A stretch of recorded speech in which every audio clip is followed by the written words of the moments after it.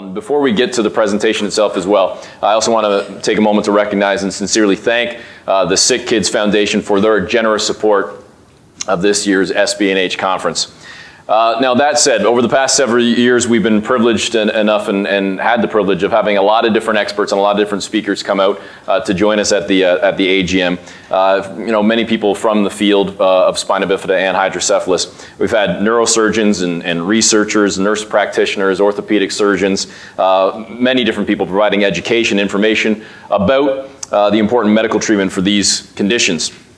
And no doubt those that have attended the meetings over the years, I believe, have been greatly benefited from the presentations. But this year's a little bit different, I think, because as I mentioned, it is still an Olympic year. And 2016 brought a lot of spectacular weather and got a lot of us exploring the communities that we live in, whether it be hiking, walking, wheeling, cycling, and various activities. So early on in the discussions, again, in an Olympic year, we at the association and some members were thinking about what connection there might be as far as the Olympic Games, the Paralympic Games as it relates to SB&H. So the discussions grew and struck up this idea of trying to showcase some of the athletes, some of the outstanding athletes that we know that are connected to the association that might be living with spina bifida or hydrocephalus.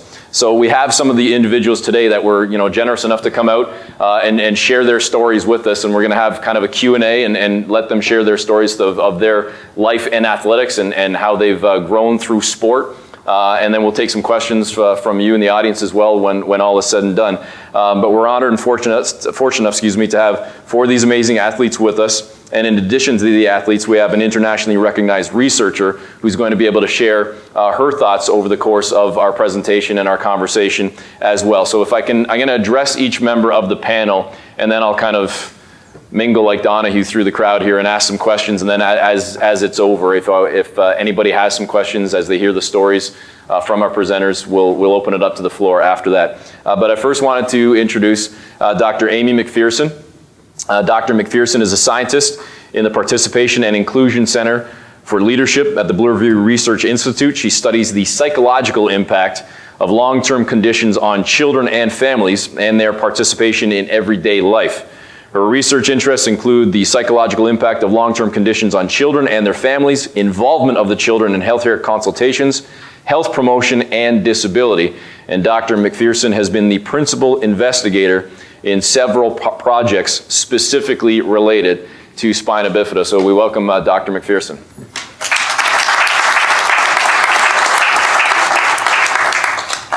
I'll now shift over to my right, your left, I think, or no, your right. I'm getting all confused here.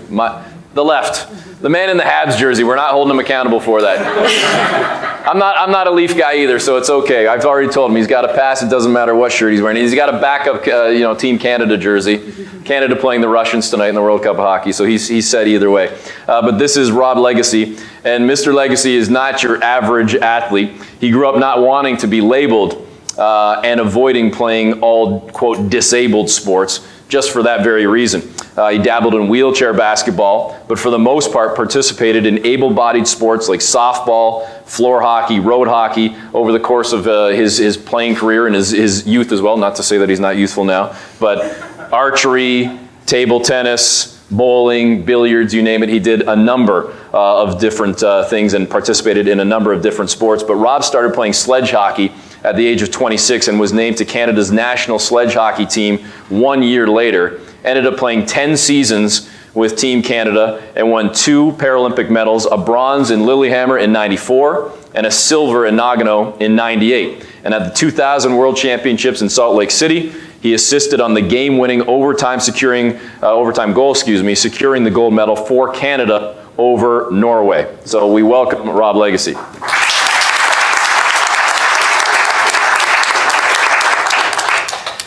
Carl Ludwig was first introduced to sports at the age of 2 through his local disabled sports organization, but it was at age 7 that sledge hockey as well became a passion for him. Carl's enthusiasm for the game earned him a spot as well on the Canadian national sledge hockey team, and in 2013 he won the gold at the World Championship in South Korea, and at his Paralympics debut in 2014 he won a bronze medal at the Paralympics in Sochi, Russia. Carl has retired now from Team Canada, but he's here today and eager to share his experiences, so welcome Carl Ludwig.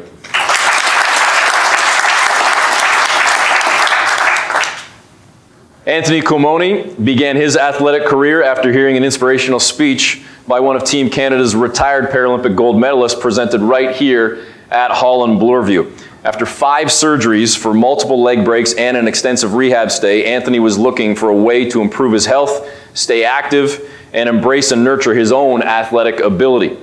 He tried a local gym in the early stages to incorporate exercise into his daily routine, and then contacted his local disabled sports organization and discovered as well sledge hockey. After 1 year of playing with the Cruisers, he was invited to try out for the Ontario sledge hockey team and is currently a member of that squad. And he as well is here today and eager to share his story. Welcome. And finally, on the far end is Sally Thomas. Miss Thomas never let her disability keep her from excelling in fitness and sport either. She started her athletic career on the track and was introduced to powerlifting in 2000. She began competitive powerlifting in 2001. Then in 2003, she was named the Ontario Wheelchair Sports Association's Female Athlete of the Year. Miss Thomas is currently Canada's only female Paralympic powerlifter and certified personal trainer with a disability. And she continues to coach disabled athletes in a number of sports and is speaking here today on that and many more. We also have to mention the fact that she is a 2-time Paralympian as well in 2004 and in 2008. So welcome, Sally Thomas.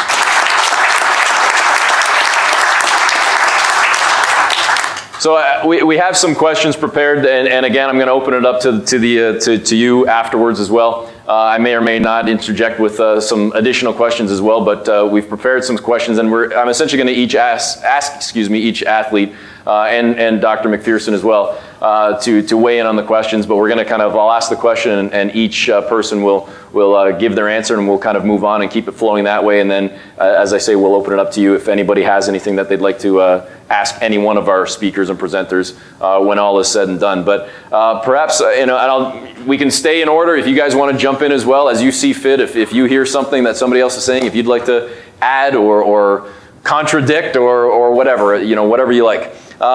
Basically, I'll start then right here at the end, and I'll ask you, Rob, how you simply got started and how you got involved, because we heard your story about doing a bunch of different things, but what led you to sport and specifically to sledge hockey and so much others?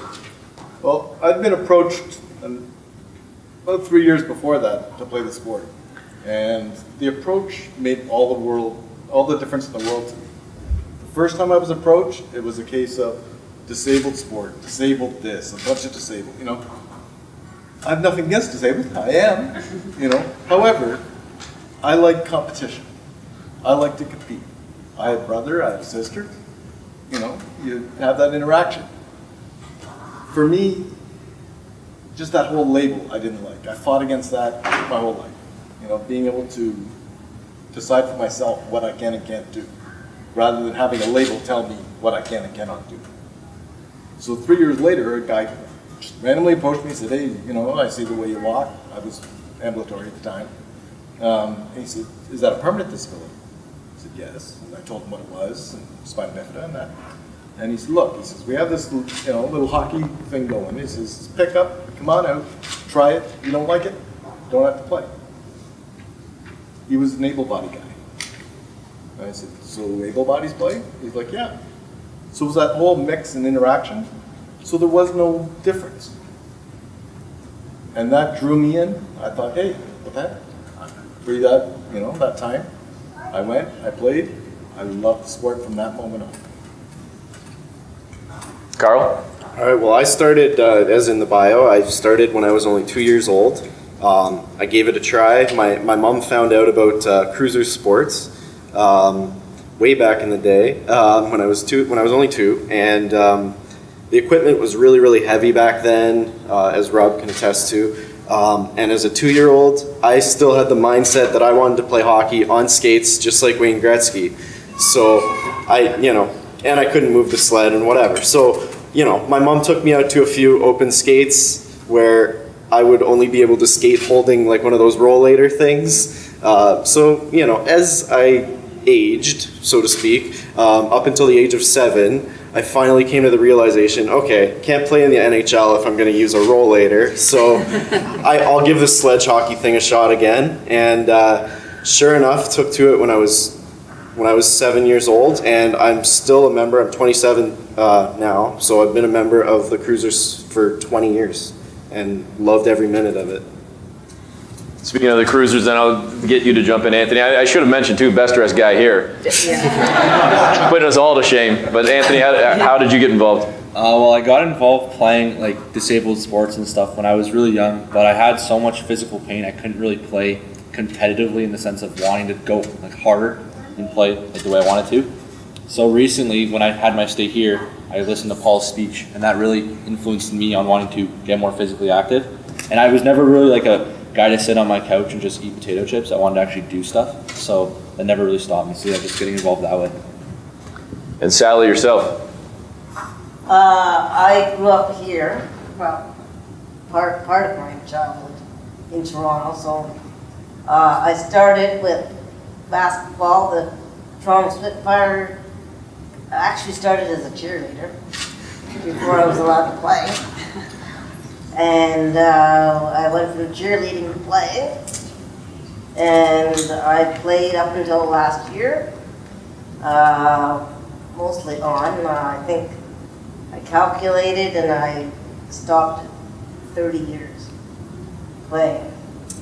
But I've done just about every sport you can think of. I briefly played sledge hockey, discovered I'm way too little. The bottom of the boards don't give. So I decided enough of that. But my most success was in powerlifting. And how I got into that was I was in athletics, and our coach made us do a 1-rep max test, which is a bench press test. How much can you lift once? And I beat everyone on the team, including all men. So I switched sports. The following season, I went to a novice powerlifting event. I won, and I came within 5 pounds of the Canadian record. My first time out, and the next thing I knew, the Canadian team was calling me. And my second meet was on the Canadian team. And I was on it for 10 years. I'm not even going to ask how much you lifted. No. I don't want to be put to I shame. have a current Canadian record of 77.5 kilos. Wow. Which is 100. I said I wasn't going to ask. Why are you telling me? It's only 170, 175 pounds. Huh. Just something Carl actually said that just kind of jogged a question I have about you. How many of you have seen the different sports that we've played? The sledge hockey, the wheelchair basketball, the weightlifting? You know, just raise your hands if you have or haven't. Yeah. Okay, so most of you have, some of you haven't. It's just the reason I ask is because we're going to talk in a way that I guess we kind of assume you've all seen it. People have seen it. So I just wanted an idea on that. Thanks. Dr. McPherson, it might sound obvious, but how important is it to be active and to be involved in something, maybe even if it's not sport, but just simply to be active and to get the body moving? Definitely. Well, I'm currently feeling really lazy compared to these guys. I did bring along my 5K run, thanks for trying medal, if anyone wants to see it afterwards. And I love potato chips. So I was really drawn to research in this area because my esteemed colleagues here are maybe unrepresentative in some ways, and we know a lot of kids with disabilities actually, and adults, find it very hard to get involved in physical activity. So what I spent the last 7 years doing is looking about how we can really enhance people's wellness, and it's about being active, it's about healthy lifestyles. So today I'm not going to be talking about sports specifically, but kind of some of the benefits of being active, maybe some of the challenges of that, and some of the ways of making it a little easier. I've done quite a lot of research with Spina Bifida, my colleagues, some are here, and at Holland Bloorview we've had amazing support from the SB&H, so I wanted to acknowledge that. But I'm excited to be here and hear the real life stories. and find out what I'm seeing in the research literature, and maybe some stuff that kind of contradicts it, and some new learnings that we might get from these really successful people around me. It's making me feel very inadequate. One thing I didn't mention is that I'm one of 7 children. So, and I'm also adopted, and 5 out of 7 people in my family have disability. So, my parents were not about to treat me any differently than the rest of my siblings. We all did something. I was told that I showed a natural interest in sports, and I was very timid.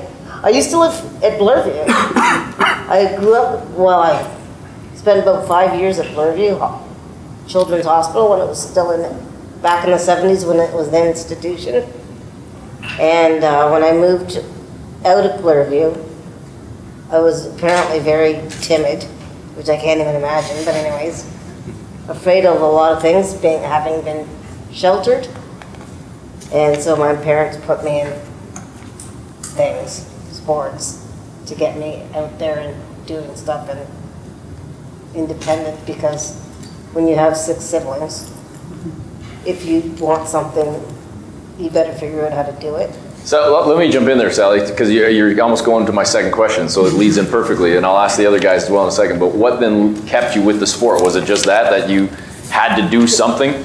You had to be... It started because I was forced. Okay. But you obviously got a passion and interest for it, and then... But I won my first race. My very first race, I was in a big old day chair with cushioning and the whole 9 yards, circa 1976, which was about when I started. And I won my first race, and I beat all the boys. And I was hooked. What about you, Rob? I'll jump back over to this end. I mean, all the different sports that you've done, and especially with the sledge hockey, what kept you to continue with it then and want to continue to play? For me, like I said, I love challenge. And going to the national team, like on my local team, I was the big fish in the small pond. Going to the national team, I was the small fish in the big pond. So I knew I had a lot of room for growth. And hockey has always been a passion of mine. So yeah, it's just the love of the game, and finding something that you enjoy and just taking it as far as you can. Carl? For myself, I should mention that I also have done other sports as well. I've done wheelchair basketball, and I've done wheelchair racing. Those are things that I tried at a young age as well, along with the sledge. But basically, the sledge hockey really had my heart because I'm just like any other Canadian kid, any stereotypical Canadian kid. I looked forward to going to practice every single Saturday. I loved it. Once I got over the fact that I wasn't going to play on skates, that this was my hockey, I relished the opportunity to skate on the ice every single week, and would go to school and tell all my friends about tournaments I was going to, and everybody was considering me an athlete, and it didn't matter that I was disabled. And once I saw the opportunities, the things that could come from that, like the Team Ontario junior national team, and then right up until the men's national team, it just made me more and more hungry to play and to do things on and off the ice, to improve myself and create that life for myself, because I knew that every bit of work that I put in would be worth it in the end. Anthony, same for you. I mean, you're the younger of the panelists, but you said you don't want to just sit on the couch and eat potato chips. Exactly. Like in the sense of like the hockey, when I was younger, I didn't really like hockey. I actually hated it because I was dragged to watching my brother's practices, and I didn't like to go. And then recently, like a couple years ago, I started to really love the game and really understand why I loved it so much. I hopped on the ice, took my helmet off, and felt the breeze through my hair, and just boom, loved it. Scoring goals and all that. It's the matter of loving something so much that you can't really you can't describe it. Like I'm trying to describe it, I just can't do it. You just have to go and try. I loved it. Just being able to obviously not skate. Same thing as Carl. When I was younger, I wanted to skate, couldn't do it. It just doesn't happen. I'm just able to no. So I tried Sledge and just loved it. Just being able to have that freedom of pushing yourself, stick handling the puck, shooting, scoring, eking out the goalie, just that whole thing. I don't know. Carl, I'll ask you maybe this one to start, and then we'll come around to everybody. Maybe Dr. McPherson can jump in as well. But how important is sport, is just being active? Has it shaped other than aspects of your life in terms of how it relates to everyday life, to school, to work, to whatever, and the impact, the influence it has on everything that you do? I think, well, for me, sport is life. It's, everything since I've been 7 years old. I was a student in school, I had other hobbies and things, but everything that in my heart was for hockey. Every Saturday, like I said, I'd look forward to going to hockey practice, and as I got older, everything I did was to make that national team. I would, eat healthy, I would, work out as often as I could, and just do absolutely everything, listen to coaches' notes to get better and to improve. Basically, I think the importance of being active and doing a sport of some kind, not only like the physical benefits, but psychologically, it helps you. You're not Social. sad. Yeah, socially, you're not sad about being disabled or anything. You realize that you're capable of anything that anybody else is capable of, and you build friendships with able-bodied and disabled people. Doesn't matter. Everybody sees you as an athlete, and that's pretty cool. So I might just jump in and say Sure. I'm the more boring one, but what's in the literature? So research does look back that up, it gives people more confidence. We know exercise is really good for mental health, improve mental health, gives that social interaction, right? Time to sort of opportunities to build friendships. You can see these are all, being an athlete is such a big part of all of my colleagues' identity, right? So it gives a chance to kind of explore different aspects of your, who you are, what you stand for, as well as kind of having a really good impact on physically, quality of life, trying to reduce the chances of, other physical sort of deterioration that we all see as we get older, but often... Everybody gets older. Yeah, so... Being a lifelong athlete has slowed down the process a little. I mean, I did have trouble getting up this ramp, but it's It's a not, steep ramp. it's not really, it's just me being out of shape. But what I was gonna say is, I played hockey, but so brief that it didn't really shape me. My big thing was basketball. But the same as hockey, it's integrated, and it's always been integrated in Canada. We are one of the leaders in integrated sports around the world. So I've made a lot of friends playing basketball. I've traveled some playing basketball. And as far as, I was most skilled at lifting, but basketball is by far the most fun sport I've ever done, by far. And I reluctantly stopped because I've had 4 concussions in the past 6 years. And I thought perhaps I should stop playing basketball before I really hurt myself. Our concussion unit would probably be advised the same thing. My mother's a nurse, and she begged me for about 2 years to please stop playing basketball. Why does it have to be 30? That was her mantra. Why does it have to be 30? Why can you not stop at 29? We're going to have you on a concussion panel sometime then, too. Yeah. But I think what's coming out here is all about the fun, the people are being really motivated because they love it, and it's finding that thing that is your passion and that you're really, the goals that you set yourself that are important to you, not anyone else, not your parents or not your coach or your doctor or your therapist. It's finding... Or not even goals, just getting out there.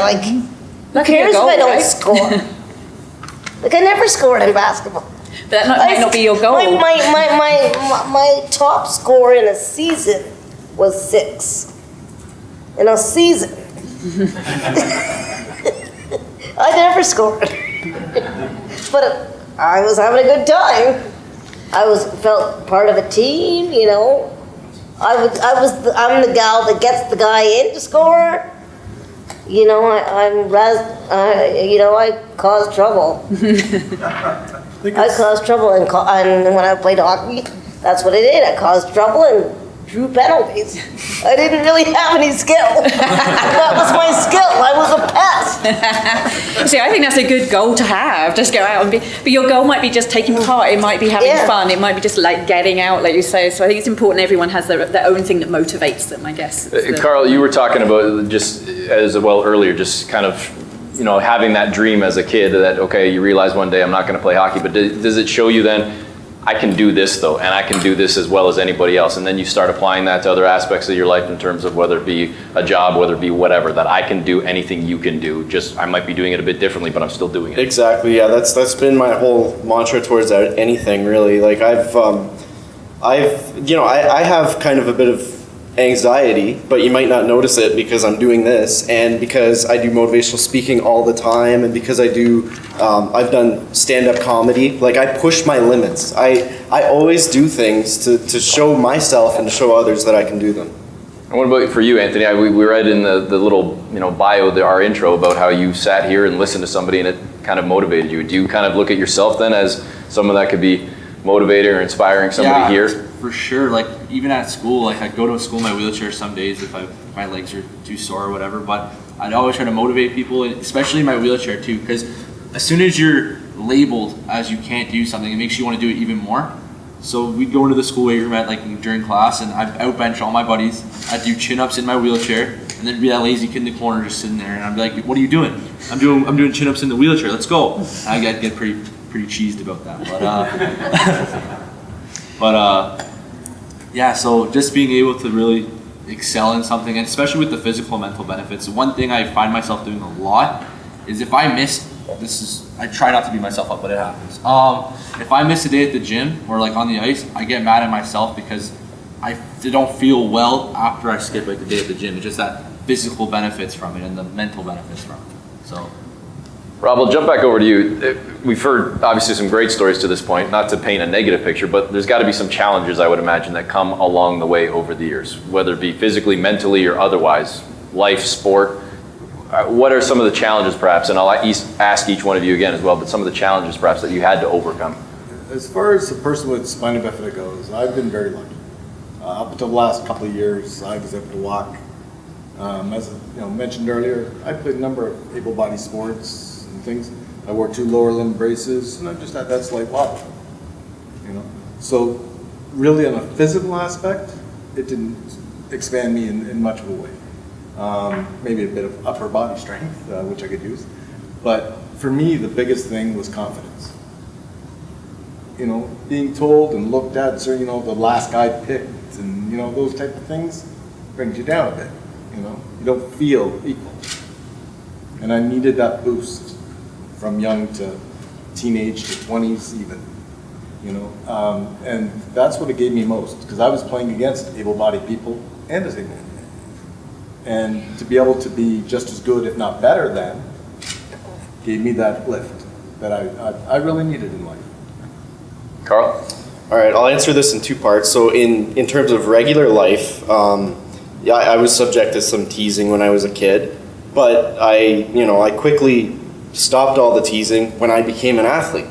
Because, like Anthony was saying, if I can bench press more than any of my classmates, if I can, curl more than them, if I'm coming in ripped and they're all scrawny, like, you guys are supposed to Let's not make this personal, all right?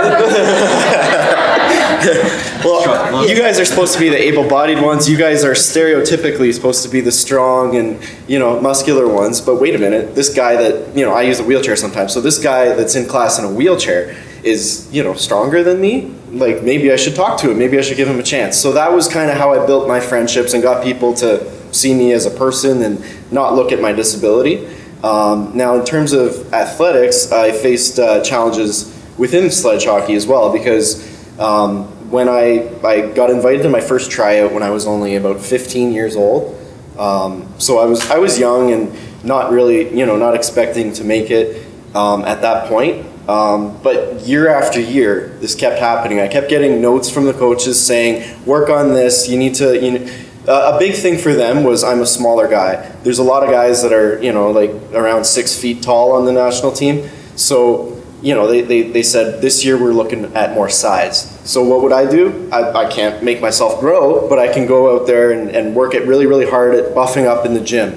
So, I would focus on this, and I made kind of an oath to myself that I would be that guy that just wouldn't go away until they took me. I would be at the cusp. I would be the guy that they would continue to invite back because I had the heart and I had the determination, and eventually it got me a spot on the team. Now, I got a spot not from a tryout in 2013, but I got cut from the tryout, but a player got injured, and they needed a player to replace him that weekend. So it was very last minute, but I'm like, I'm going to drop everything because yes, I'm going to this tournament. I got a goal in my second game. It was a three-game series against Norway. Got my first goal in the second game, got a hat trick in the third game, and they kept me on for the rest of the year. Anthony? As Carl was saying about being cut from the initial tryout, that happened to me last year at Team Ontario. I was cut because obviously I wasn't that good. So two other players they were selected for the national team. So I was called up out of one of the only players that was asked to come back if players weren't able to come or they made higher tournaments, so national team. So within the first game we played against Florida, it was a 3-game series as well. I was the only rookie to score in the first period, first game, first game of the series, yeah, whatever. So I scored there, and the coaches, because I was already on the team at that point because of the guys not making it, or the guys making it. So when I scored, the coach was like, okay, well, we got a decent player on our hands. After that, I tried out for not Team Canada. I was at like a tryout before the tryout for Team Canada. Unfortunately, I didn't make it, and they don't want me at the tryouts, but I'll be at the next one definitely. That's for sure gonna happen. Well, yeah, it's like back to the whole the label aspect of it. I never really let the label that I was given deter me, because why would I? There's no reason to. If I can outbench people, I will. That was what my driving force was. If I can do something better than someone who has all the opportunity in the world, I'm going to do it. So that's where that comes in. And I was never really a popular guy. I'm popular enough where I have friends, but I'm not alone.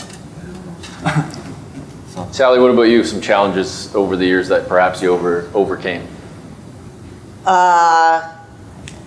Within sport, within powerlifting, funding, because no one in North America powerlifts.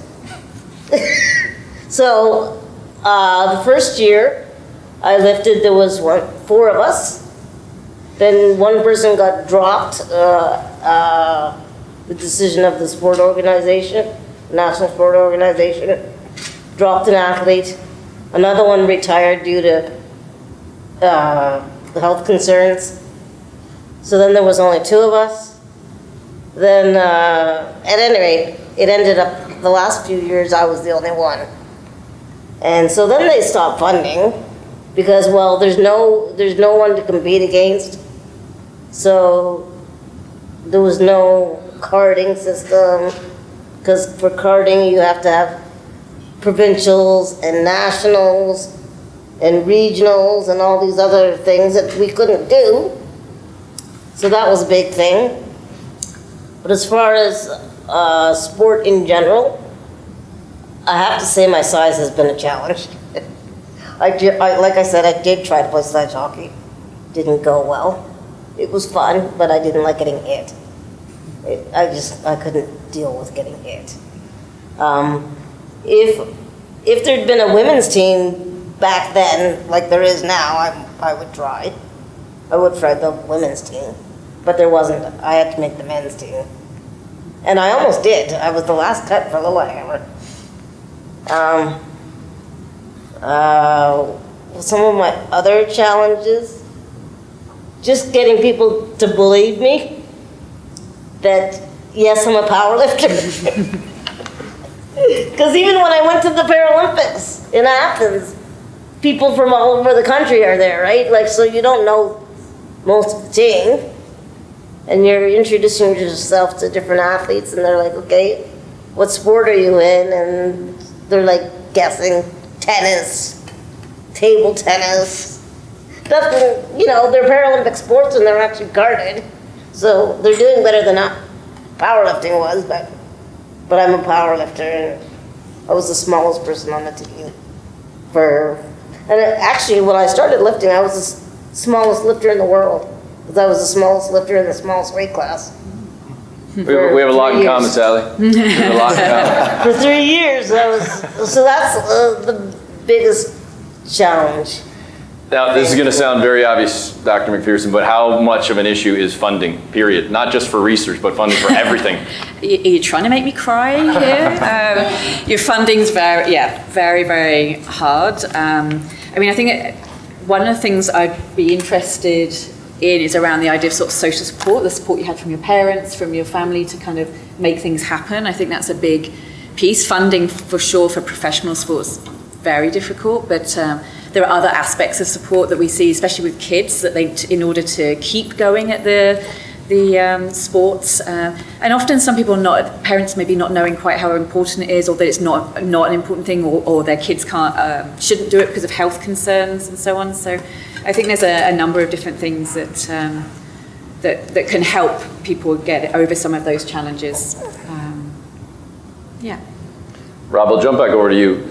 We got a number of young people in the room right now that may be already involved in sport or looking to get involved in sport or didn't know a whole lot about it, and now their ears are perking up. What advice, I'll ask each one of you, but advice you'd give to especially the youngsters that might be here that are looking to get involved or looking to do something, and what would you say to them? There's a few things. First off, try things. Even if you don't think you can do it, give it an effort. There's no shame in saying, okay, I tried it, I can't do it. Okay? There's also adaptations. Use the people around you to start thinking about things in ways that you can do something. You know, we've talked about hockey and how we've had a passion since we were little for the game, but we knew we could never be an NHL caliber player. At the time, it wasn't even a Paralympic thing for me. I came in just at the right time that it became a Paralympic sport. So we didn't have those aspirations. You have those now. You have those things out there. You have, plenty of support. Use those. But the biggest thing I would say is find something you would love. Once you find something that you enjoy, you give it your all, and you take it as far as you can go, and you'll have a happy life. And that goes for anything, even outside of sports. Carl? Yeah, well, a lot of what Rob said there, there is opportunity out there for absolutely everybody, regardless of how you were born or what kind of accident you were involved in, whatever. There is, honestly, if you look it up, there is a sport that anybody on this planet can do. Just do your research, and if you're a parent, help show the way for the kids, give them lots of opportunities, and anything is possible, and just do your research, and you'll find tons of things out there. I'm having a really rough time because they keep stealing my answers, but I did We set right in. Yeah. but for sure, definitely give anything you want to try a try, because your parents and the people that love you are never going to say no to something you want to try. If you say I want to do this, your parents are going to go, no, you can't do that. They're not going to do that. They're your parents. So definitely just anything you want to do, whether it's like any type of sport, hunting, fishing, ping pong, anything you want to do, anything. Darts, I don't care. Anything you want to do, just do it, regardless of what people say or anything.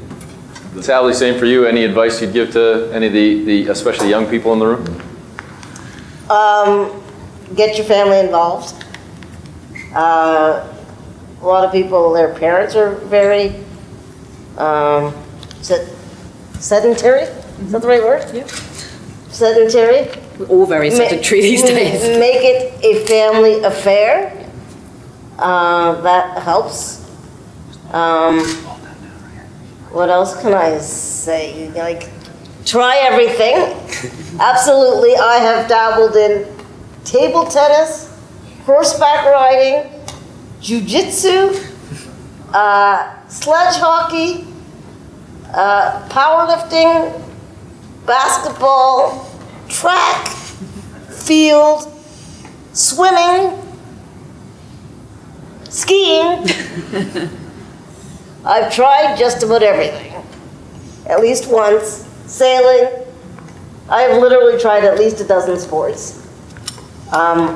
Clearly, I'm not good at all of them.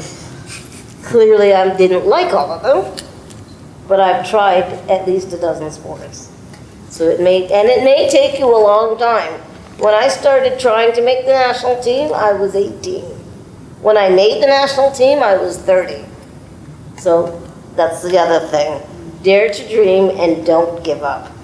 The answer is never no. So that would be my advice. It's never too late until you're dead. If I can add just one thing there. There's a number of adapted sports that give you freedom. Yes. Freedom outside of the chair. Freedom away from your braces. I've actually downhill skied. The boots are so strong and tight. It's the only thing I could do until I found sledge hockey. The only thing I could do without wearing my braces. And that's just such a satisfying feeling. Yeah. Being able to ski with other able-bodied skiers is fun. Unfortunately, I had an asthma attack. But I went over, and I accidentally went over a snowboard jump with a guy tethering me, so that was Did interesting. you get a concussion? I managed to somehow land it and skied out. And I was like, oh, that was fun.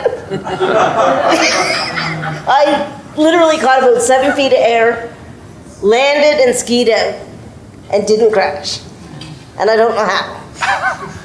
And yeah, I couldn't do it again if it paid. But it worked.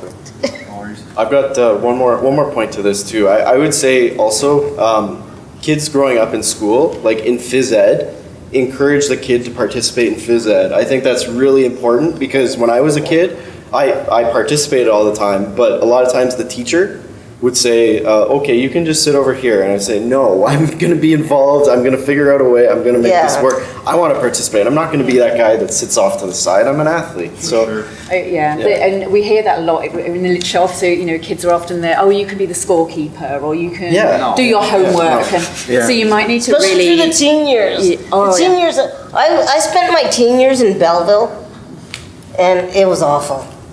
I got to tell you, it was bad. Really bad, because the teachers did not know how to integrate somebody with a disability into their programming, into their curriculum. So I spent countless hours and days secluded from the rest of our group. Then they would pick the most inopportune times to decide that, yes, I'm going to participate with the group, like soccer, for instance. They come play, no. Yeah, you know what I mean? Like, what am I going to do in a big soccer net? So, like, half the kids would try to score, and the other half the kids would try to kill me. and you never know which one was coming. And even the kids that weren't trying to kill me were, So, yes, I think there's a role for advocacy, definitely, within our schools, saying, finding ways, a lot of it educating the phys ed teachers, saying this is what I can and can't do, this is how I could participate. I might be the oldest one on the panel, but I graduated from high school in '89, so that was a while ago. I think it's probably got better, but I think there's still a role to kind of work with schools. It's still existing. I know I definitely changed a lot of opinions for sure, and as long as everybody can do their part in doing that, eventually it will become a universal thing, I think. Even me, there's a test in high school called the beep test where people are forced to run back and forth under like a certain amount of beeps, and I was like, okay, so I can't run, I'm not gonna run, I'm gonna do my wheelchair. And my teachers looked at me like, no, you're definitely not going to do it. She's like, oh, I'm definitely am, because I don't think you want me to tell the principal that you're not letting me do it. So I did it, and the guy looked at me and was like, well, you're not going to do well in the test. I'm like, dude, I don't care. It's a matter of just doing it back and forth. I don't care if I fail the beep test or not. Like, let's get real here. But, yeah. We're going to open up to the audience in a second, but I'll ask Dr. McPherson if there's anything else that you wanted to add that we didn't touch on, perhaps, because we've heard a lot of great stories, and again, I want to give you all an opportunity to ask some questions, but if there's anything else that you wanted to. Start young, model to your kids, be active as parents, like show that physical activity is important. Yeah, we know in adolescence, all kids tend to drop off sports generally. So, but especially, you know, that might be a time to really kind of support kids to do it. And yes, set goals that are meaningful to you. Find something you love. I think everything I've read really supports what these guys are saying, and they're obviously excellent examples of when everything comes together. Yeah, goal setting is a key for sure. Like if you just say I want to do it, it's kind of hard. But you have to really like set a bar for yourself and try to meet that expectation. Make it important to you, And- not anyone else. Exactly. And make it objectives like the SMART goals. You know, specific, measurable, attainable, Realistic, and time-bounded. and time-bounded. And that does actually work. Okay, I'm going to open it up to anybody here that might have a question. I've got a microphone, so I'll come to you with the microphone, and I see it. But it just, you know, whether it be for Rob or Carl or Anthony, Dr. McPherson, or for Sally, or for all, just you can kind of let them know as you ask your question. I just wanted to know if hydrocephalus affects any of you. I don't have it, so I don't know. For me, I have it. I had one revision when I was like 10, and that's it. And I've never had like problems with headaches or anything like that. It hasn't affected. Yeah, I do. I think, and I think my doctors said that I may or may not actually be using it at this point. I don't know I don't know how it works, but yeah. Either way, it hasn't affected me negatively at all. I had mine changed at 16, and I had 100 doctors come through, because back then, that was unheard of. I had had it from birth, and I haven't had any issue since. The same with me, I have a shunt. My revision, I was 11, and I had a big growth spurt, and so the tube popped out, because I grew 14 inches in one school year and then stopped growing. And I haven't had, other than concussions, I haven't had a problem since. Doesn't affect me. I don't have a shunt. We got another question over here. Hi. Hi, this is for Sally. Sally, I think I remember you from back when I did wheelchair racing. I was with Durham Hot Wheels. And I was just wondering, what was your favorite racetrack? Like race meet that you went to when you were with racing, and what team were you on? Okay, so I've spent my entire adulthood in Ottawa. So I moved to Ottawa at 18, and I still live there. My favorite racetrack is actually in Sherbrooke, Quebec, because it's very fast. And I almost made the national team standard there. And there's a lot of very good athletes who come out of Quebec. So, and as you can probably tell by now, I'm a ham. I like attention. So there's a lot of good athletes there that I can show off in front of. And so I found that fun. It's, yeah.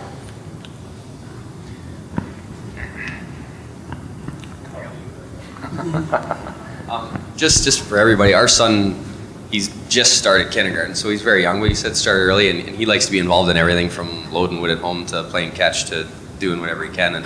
And you just mentioned about not letting them exclude you from sports. And so as parents, we're the biggest advocates for our son, and we don't know a lot because we both didn't have to worry about not being able to participate. And so you said like education for the teachers. Is there, because a lot of them don't know, and we're just starting, it's only been a couple weeks in school, and you can already tell that they don't know how to do a lot of the things or even approach, because a lot of the kids that do have help in schools, it's behavioral, it's not always physical. So is there someone or some group that schools can be funneled towards to help with inclusion in sports, or, you know, because otherwise it's just us trying to figure out plans and work with the teachers, and that's Do not you live always. here in Toronto? No, we live north, just west of Barrie. Okay, so I volunteered for about 20 years now with Spinal Cord Injury Ontario, and they used to be called the Canadian Paraplegic Association. They rebranded to include people with other forms of spinal cord disability. And they've been helpful in finding different ways to help out persons with spinal cord issues. And the families and resources and educational materials and like right now I'm a peer mentor, so I mentor other people who are perhaps newly disabled or There are even, tons of resources. It's almost yeah. overwhelming sometimes when you try to navigate all that. But I just meant like in gym class, like for actual, so that he can. If he's not going to run, he's going to wheel or he's going to have a walker. But he wants to play hockey, like mini sticks at home. He wants to play soccer ball, which is not going to happen right now. But have at it. yeah, no, absolutely, and we do. And his sister's great about playing with him. But just in gym class, so that he doesn't end up, you know. You got to teach him to be forceful. I actually, so if you're up in the Barrie area, there's Brad Bowden who plays sledge hockey for Team Canada. Yeah, he lives up there, and he's actually involved. I don't know the name of the organization, but I can get you his information and everything. Like sledge hockey, sorry. Yeah. So you're because he could I don't know. I'm speaking for him, but I feel like he wouldn't mind, or it could be part of his program or something, that he could come into the school or whatever and kind of share the opportunities that are in Barrie. There's a thriving sledge hockey program, but I'm sure he could work with the school and kind of figure it out if he's up for that. I'll give you his information after. The other thing is you got to convince the teacher that your kid is a kid. He's not going to break any more than the other kids. He's a kid. And kids do things that perhaps they shouldn't do. I think a lot of schools, as I say, a lot of schools have, with the safety policies, can be quite restrictive. So it might be about advocating with, talking with the principal and kind of working around that as well. I know that's one sort of barrier a lot of families work with, but working with the teacher and the principal, saying, okay, look, these are the risks, but these are how you can sort of mitigate them. This is what he can and can't do. A lot of, just kind of actually going in, showing, but the safety policies is an issue for sure.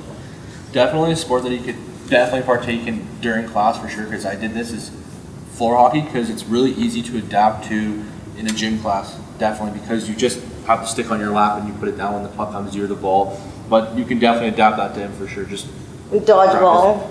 Dodgeball for sure. Tag. All kinds of tag. And just a thought, just to save yourself a little bit of time, having to do this with each teacher and going through, you might want to even go higher. You might want to go to school board. Yeah. See if they can't, start something to teach their teachers. Yeah. How to deal with this. Or maybe have a meeting with all of them at once. We have another question here. Actually, I just wanted to help you out a little bit. My name's Antonia, and I'm a teacher, but I also have spina bifida. And just to direct your kindergarten question, kids at kindergarten now, it's called early intervention. So before we had to wait till grade 1 to ask for people to come in, but you can just direct it to your teacher, the classroom teacher, and say, we want someone to come in, an occupational therapist, and they will see your son, and they will see what he can do, and then they will make a plan, and then they will share it with the classroom teacher, and they will share it with you, and they will share it with the principal. Then you can escalate it to the superintendent and whatever you want to after that. But I'm sure the best bet is because you want the help within the class, right? And you want that knowledge. See, I always thought, like when I'm listening to you speaking and how we just keep on trying and how we think of different ways of making ourselves fit in or to do it, I thought all teachers shared that. And I'm finding I'm one of, I don't know, maybe 1 in 100 that think that way. So it is a process. They don't think that way. So you do have to teach them to think of inclusivity, but it is a mandate now of many boards that they're doing education around this. And so they do it on PA days and things like that because it is a policy within the board. So you can always say, well, how are you doing this? How is my son being included? But I would start first with the classroom teacher, and if she's, maybe she's young, lots of kindergarten teachers start off young, so that's the only job they can get. So they're not always knowledgeable. So Probably it's just she doesn't know or he doesn't know, but I would try that. But there are definitely resources within the school, because that's where your son spends a great deal of time, right? And then that teacher will ensure that all the teachers, no matter where he goes throughout the day, he's participating. He's not, flipping the card, he's not doing this. And then within that, they will see what skills he has, and then they will give him leadership skills. So it's a challenge, but it's just a small challenge now, and it'll keep on growing throughout the school as he goes up in age. He will find his skills, and I think the teachers will call on him to do things, right? Because we like to give leadership roles to those kind of kids, because then the other kids also look at them as friends, as sports people, as the academic, as the this, and not the kid that can't do it, right? So I would start, because I know that we have early intervention. Before we did it, they had to wait till grade 1. We gave them like a 2-year period of time to wait. But now in kindergarten, everything starts up: speech and language, hearing. So I would go first that way, and then knock with the superintendent. Yeah. I don't know if it's the same. What school Thank do you. you teach at, so I can recommend? Yeah. But definitely involving the occupational therapist is a great point, for sure. Anybody else with any questions for any of our panelists and our speakers?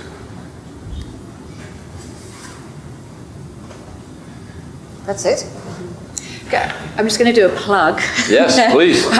Lane told me I was allowed to do, but so I'm always designing new studies and trying to get funding and so on. And if I would love, if anyone has interest in this area, which people do, I'm always looking for like advisors and people to collaborate with me and come on to project teams. So I know that I'm doing something that's the most important thing for the people taking part, and how I can design them best and what things I should be looking at, wellness and so on. So if anyone has any interest in being involved in research in a sort of advising capacity, then come grab me at lunchtime. Okay, if nobody else, there are questions. All right, hold on one second. I gotta turn my mic back on. There we go. Thanks. Some of you did mention briefly something about siblings. I would be very interested in hearing how your conditions integrated or made you feel separate from your siblings, and how many siblings you have. Rob, you want to start? I think for me, I have one older brother and one younger sister. My younger sister is about 5 years younger, so not as much of a interaction. But my older brother, especially being older, he was the one that pushed the boundaries, as a general child, not even just somebody with a disability. And it just kind of pushed me to follow in his footsteps in a lot of ways. And I struggled a bit with, the parent thing, letting me do certain things, and, I'm not going to hurt myself. But yeah, that influence helped me expand a lot more. For me, I grew up, I have 2 sisters, and I was lucky enough to grow up in a household that my parents had no real knowledge until I was born about spina bifida, about people with disabilities that much. But somehow they had it figured out on how to treat me properly, and give me all the opportunities, right? And they were never really overbearing or anything like that. And then that was a trickle down to my siblings as well. They treated me, the same as any other sibling dynamic, except I think we fought a whole lot less than a lot of other siblings do. We got along great back then, get along great today. So. What was your birth order? I'm the youngest, actually. I'm the youngest. One that's slightly older, and then one that's 3 years older. So. I'm the youngest as well. I have an older sister who's 5 years older, and then an older brother who's 7 years. They never really had any bearing on me. They don't really have any bearing now, even though I'm still the youngest. I'm not really babied by any means. If I say, I barely say this, if I say I can't do something, it's more like, no, you can do it, especially when it comes to schoolwork, because I hate school, but that's usually when that ends up. It's never really from a physical aspect. It's mainly just my own stubbornness, but it's never a physical part. Sally, yeah, I know you touched on your siblings earlier a little bit. I have 6 siblings, one of whom is now deceased. I lost one when I was a teenager. I'm right at smack dab in the middle of the 7 of us. So number 4 of 7. Two of my siblings are in the same birth year as me. One's 5 weeks older than me, the other one's 5 months older than me. But as I said in my little presentation, my parents didn't have time to baby us. Well, you know, there were 7 of us, and it was the 70s. So you either figured it out or you waited. And I wasn't good at waiting because I grew up at Bloorview. I spent 5-6 years at Bloorview, and when I asked for food, it came within minutes, no matter what it was. And so that's how I thought things happened in life for the first couple of years. So I had to learn very quickly that food doesn't appear out of thin air, and it needs to be cooked or what have you. You know, and if you needed something done, you needed to do it. It didn't just get done by osmosis or thought. But that was a hard lesson. Thankfully, I learned it early. I know a lot of young people with disabilities who are struggling with that in their 20s and 30s, and they're still living at home, getting mom and dad to do things for them, because mom and dad spent far too many years coddling them, and now it's just become a big problem. I have another question at the back here. You're all very good at your sports, but what do you do outside of sports? I actually no longer compete. I haven't competed in basketball. I just stopped one last year. I stopped powerlifting in 2010. I switched from basketball back to table tennis, but I don't really compete. I just do it to stay active. I'm an artist, and so I'm actually disappointed that I forgot to bring some art. But I did bring cards. So if anybody wants any art, I do art. I'm an abstract artist. I'm self-taught. I do commissions. I will mail them to Toronto if you ask me to. But I will build that into the price, just so you know. Basically, that's what I do now. I do art. I needed to find something else to be passionate about, and a friend in Ottawa introduced me to her art program, and I've been a member for 5 years, and I'm slowly building my skills in that area. Right now, I'm not in school, but I'm figuring out what I want to do. I'm leaning towards social work and helping people with physical disabilities, because obviously I have one. But yeah, I'm working towards that and hopefully starting school next year. I play harmonica sometimes, not all the time. It's a random skill, I don't know. And I'm an avid fisherman. Like, I fish all the time, that's all I do. Fish and hockey. So I still play sledge hockey for the cruisers. I think I'm gonna do that for the rest of my life as long as I can, unless work takes over. But I'm gonna try not to have that happen to that extent. But I do. I work part-time at a Nike store, and I also do motivational speaking, as I mentioned, and I have education in tourism management. I graduated with honors from a program at Humber, and I also my comedy writing and performance. I actually started that. There's a program at Humber that I took. And I just took a chance. I'm like, I'll audition for this and see if I get in. If I do it, then I'll do the program. If not, then oh well, it was an experience. I auditioned, I made them laugh, I got in, and had fun with that. Did a few things at Yuck Yucks and everything, but haven't. I write funny things when they come to me now, but I haven't really performed it. I incorporate it sometimes into my public speaking, but haven't gone to a comedy club in a few years. So. I'm currently looking for a new hobby if anybody has any suggestions. I'm the type, I take things and I go as far as I think I can go, and then I go a little bit longer, and if it becomes stagnant, I move on to something else. And I'm not actually being serious, I'm looking for something new. I worked for the government actually for 16 years, provincial. Many of you probably heard of the Assistive Devices Program. I was an employee with them for 16 years. No longer, but that's a whole different story. Other than that, I just, a lot of my life is still focused on sport. Education, teaching, coaching, refereeing. I've actually got a group that wants me to come play their wheelchair basketball, or wheelchair floor hockey league. And kind of in a position where I don't have an unfair advantage to that. But they actually kind of want to use me to better their guys. So I'm looking at doing that this coming year. I'm also a board member of my sports teams. My basketball, I'm the president. And then we have an organization, it's an umbrella organization that encompasses all the different sports we have in Ottawa, called the Sports Council. They're an umbrella organization, and I'm on that board too. And I also am a volunteer peer mentor for Spinal Cord Injury Ontario. Anybody else with any questions?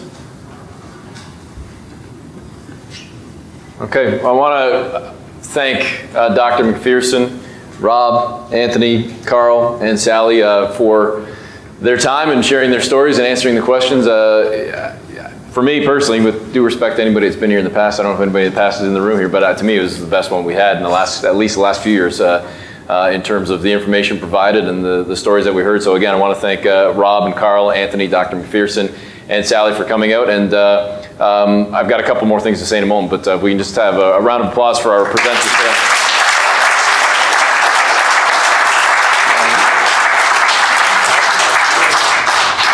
And we do have a small token of our appreciation, a little gift for each one of them as well. It's Elaine, I believe, will...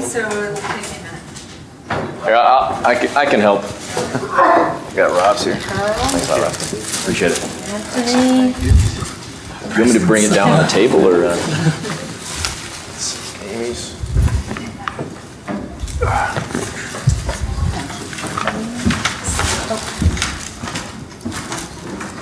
There you go. Thanks, Sally. Thank you. Thank you. Appreciate it. Thanks. Thank you very much, you guys, for, sorry, I have my back to everybody. I just want to say on behalf of our staff how much we appreciate you coming out and sharing your stories. And I quite agree with Eric. And I realize this is going up on YouTube, but really it's been an incredible morning, and I just want to thank you all for sharing so much. And Amy for very creatively interweaving all of the research that's related to this really important topic. And I hope that we can continue to build partnerships, to build understanding, and to broaden our knowledge on this, because it really is, I can hear it in your voices when you talk about how much meaning that your team participation or individual sport has meant in your life, and I think that that's really powerful and really incredible. So thank you so very much to all of you for making time on your Saturday to come and join us.